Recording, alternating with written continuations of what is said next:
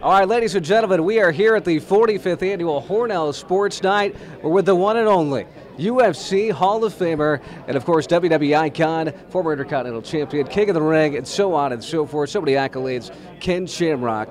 And Ken, first off, it's great to have you here at Hornell. What do you think about this crowd? It's picking up big time. Well, you know, you first flew in and they started driving into the town. I was going, what are we doing? Where are we going? We're going to what? And there's how many people? I'm not sure there's that many people in this town. And then as I got in closer and closer and I saw the town, I was like, man, this reminded me a lot of where I grew up in Susanville. It's a really, really good community. It looks like there's a lot, especially for the people I met here. It seems like it's a real tight community. And it's enjoyable, man. I really enjoyed my time so far that I've been here. It's been very enjoyable. Yeah, and we're looking forward to tonight. Certainly the messages from all the great speakers here at Hornell Sports Night. And got to ask you real quick out of the gate is this. Reflect back on your WWE career and obviously the UFC. You're really a pioneer in that industry to really take it to new heights in the early 1990s. Just reflect back. Yeah, it was interesting because here's some things that I was faced with a lot of things to do first. I mean, I remember when I went and fought over in Japan, right? I would go over there and fight in Japan, and then I would come back to the States, and I would have to train, but there was nobody to train with because there was no such thing here. There was no such thing as a striker going with a grappler or a striker going to the ground with a grappler or a grappler standing up and trying to fight with a boxer. So it wasn't here. So I had to really adapt and adverse to that, right? So from the early on in my career, I was always challenged with trying to create things. I remember I created ground and pound. When I fought Royce Gracie the second time, I developed that. Stay in the guard, follow the hips, press the legs down, press the hips down. When he rested, I ground and pound him. Bang, bang, bang, bang. Developed that right there. Now, of course, guys like Mark Coleman and Dan Severn, all those guys kind of took it to another level. But I really developed that so that I didn't stay trying to fly out of the guard and get caught. So think about where I started from and how creative I had to be to train, how creative I had to be to design different fight techniques to fight different fighters because there was no such thing, right? I had to develop it, I had to create it.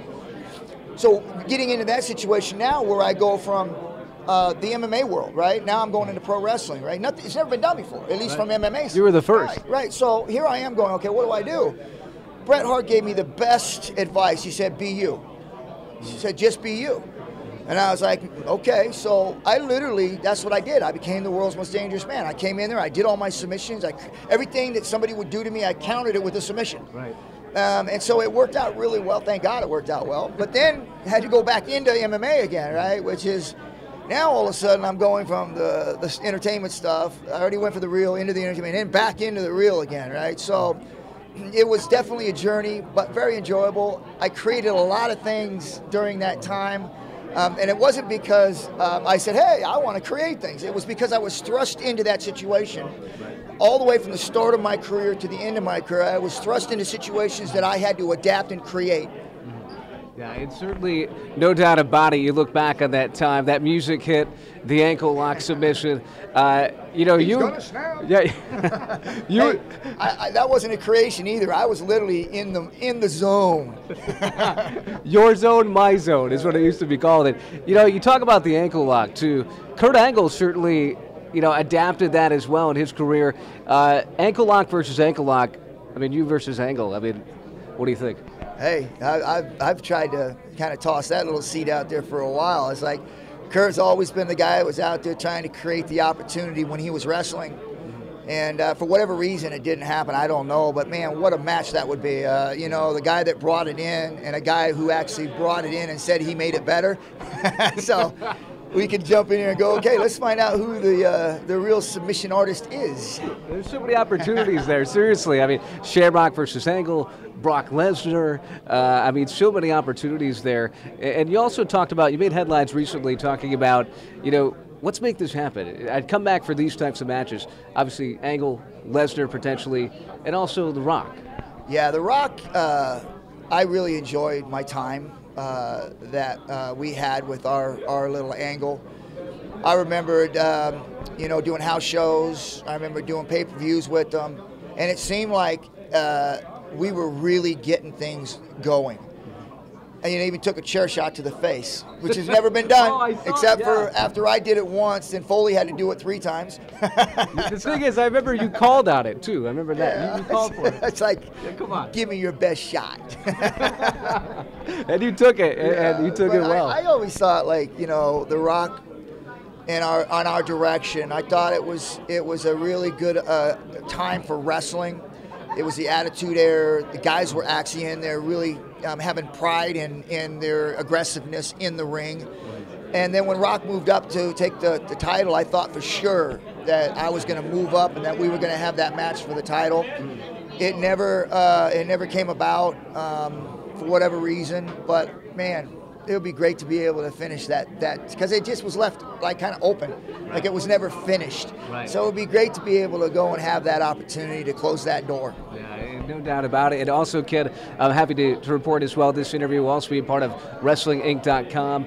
Certainly a great coverage of professional wrestling throughout the world. And you know, one of the things I needed to ask you tonight too, getting that nickname, the world's most dangerous man. It doesn't get any better than that. Well, I've always said this, if you got to name yourself, it ain't a nickname. It doesn't count. You got to get that through your actions and what people look at you and say, man, you're Mighty Mouse, you know. It's got to come naturally, right? And mine came even at almost a unique way because this I don't know which station it was doing a show on the world's most dangerous food, world's most dangerous animal, and then of course you human being. Right. And I remember when they came to me with the story, that's when we were struggling because people thought we were barbaric, we were animals, we came from prison, right. You know, like nobody really looked at us as, you know, normal people. Right. And so when they came to me with the story, I was like, I'm not sure. I got kids in school. I said, I want to know where you're going with this. Right. And I remember they told me, I said, we want to put a face and a personality and a character to who you guys are.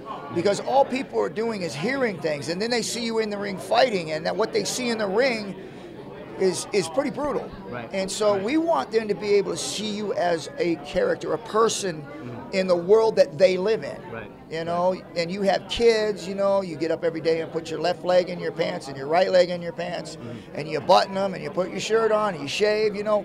We want to show people that you are no different than they are other than your job. Right. And I was like, okay, sounds good. It sounds good to me. And I said, what's your opening scene? Give me an idea what you're doing. And I said, well, we want to shoot your son in the ring. He's going to be in your wrestling shoes. He's going to have big boxing gloves on. He's going to have headgear on. And at this time, he's 10 years old. And he's going to be standing in the corner, but we're going to shine light on him, and we're going to hit a shadow. And the shadow's going to look like there's a big man standing there with headgear on and gloves on there, but it's a shadow. And then we're going to pan down to the ring and hit the shoes, and then up the leg, and then up the shorts, and up the glove, and then pan back out, and then show it's your kid standing in the corner, and you're going to be in the other corner, and they're going to say, fight. And I'm going to run out there, and he's going to hit you with the glove. You're going to go on the ground, you're going to roll with him. And I said, I like it. Because then, that even the opening scene right there told me that they were going to show me as a family man, as a person who loves his children, that spends time with his children, and put a face to what people see going into the ring. Yeah. Great interview with Ken Shamrock here at WrestlingInc.com, here at Hornell Sports Night. You talk about the professional wrestling. One of the things that people, not that they forget about it, but it's a memory etched in time now, is the Stone Cold Steve Austin, Bret the Hitman Hart match at WrestleMania 13. There was another guy in the ring, and that was you. Talk about that memory. Well, I think without a shadow of a doubt, I think that match changed wrestling. It really launched us into the Attitude Era. And I know when I first took the idea, when they pitched it to me, of the match, and I was a little bit skeptical as being a referee because I was afraid that I was going to be in the ring with guys that weren't going to really hit each other. Like you were going to have space in between the guy when they threw a punch, and I was going to have to like, you okay? And I was just not that person, right? I just didn't know how I was going to deal with that. And I said, you know what? These guys are going to do a good job. I got to trust that this is not going to be something I'm going to be, embarrassed of. And so when the match started, I tell you what, those guys went after one another. I mean, it was like me being in the ring watching, or actually refereeing an MMA match. They put on a great match, and those guys went after one another. And it's a match that I think that Anybody that watches it or sees it understands that those guys did a tremendous job and really changed the direction of the way that pro wrestling was going, and turned it into that most lovable time that everybody says was one of the best times in wrestling, the Attitude Era. I mean, me being in there as an MMA fighter, the reputation I carried, those guys putting on that kind of a match, which was probably one of the best matches that I've ever seen. No doubt. And me being able to be a part of that, suplexing them at the end, and tying that no holds barred era in with that match really changed pro wrestling. So that's when we launched that Attitude Era. Yeah.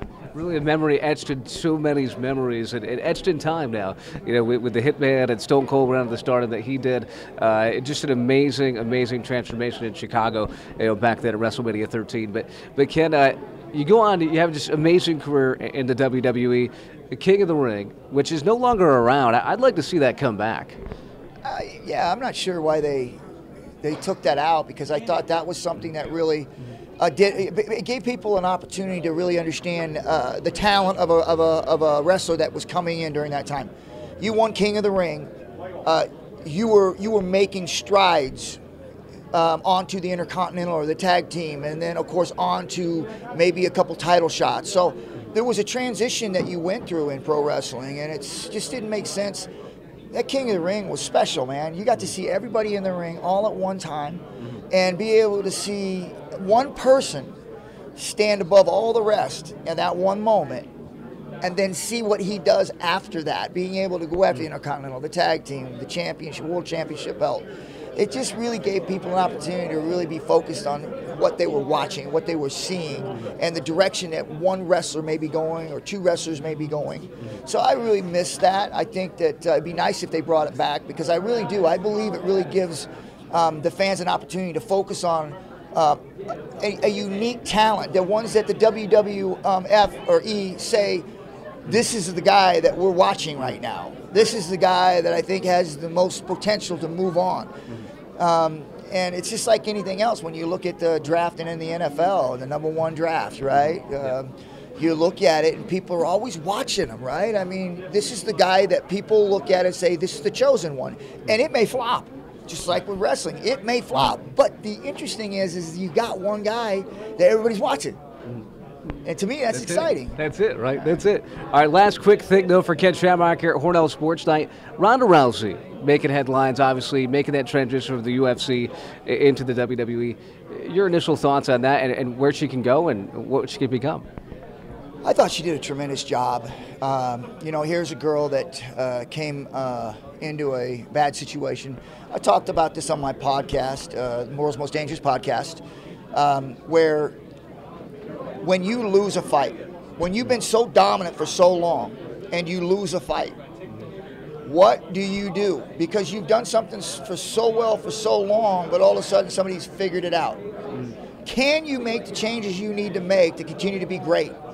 You can't fight the same way. You can't keep doing the same thing because people figure you out, right? They figured it out. So now you got to change your game plan. Now you got to change it up a little bit. Can you do that as a professional fighter? That's the difference between somebody who is a champion and had dominated for a while and then all of a sudden they just disappear, right? I think in order for you to cement your legacy as one of the greatest champions of all time, you need to be able to have that loss, that adversity, and be able to come and repeat. Come in and actually win it back. Maybe 1 or 2 times it happens, but that's how you cement yourself, because what makes you great as a great fighter in that legacy talk is that you're able to adapt your game. You're able to change your game, because you can't keep doing the same thing again because you got beat. So now you won 10, 15, 20 fights, you got beat. Now all of a sudden you have to think about, now I got to change everything that made me great. And that's what I think makes a real great fighter, as a person that can change their game plan once they get beat, change and still be great. Now, Ronda Rousey, she got beat twice. Right, yeah. Mentally, she was destroyed. I mean, she was a great fighter, right? All of a sudden, she became passive and didn't have the dominance anymore. And I'm glad, I was really glad to see that she was able to change it up and go into pro wrestling and be able to. I thought she did great in WrestleMania. I did. A lot of people said other things, but I thought she did good. I thought she did well, and I think that now, just like when you lose the first fight and you got to change your game up, now she has to continue to keep working to be great in pro wrestling. She has to continue to keep growing and changing and not doing the same thing over again, because pro wrestling is different. It's entertainment, so you got to find ways to make you more entertaining. Right. So I like what she's doing. I like the direction she's gone. I love the way they protected her in the tag team, where, you know, she wasn't the only one out there where she had to carry the whole show.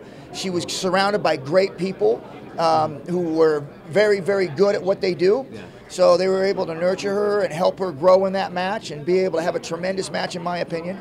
But it's the next level now. Now she's got to figure out how to work matches and how to control matches and be able to deliver the end result, which is the impact, the ending. And so we'll see how she grows, but I like where she's at right now. I really enjoyed the way she came out and made a match. I think the future is bright for her, Ken, yes. and certainly a lot of the wrestling fans and the Hornell Sports Site fans are waiting for you right now here at Hornell. We're glad to have you here with us here tonight. And Ken, certainly UFC Hall of Famer, WWE Hall of Famer, no doubt, in the future. Hey, appreciate you having me, man. Thank you.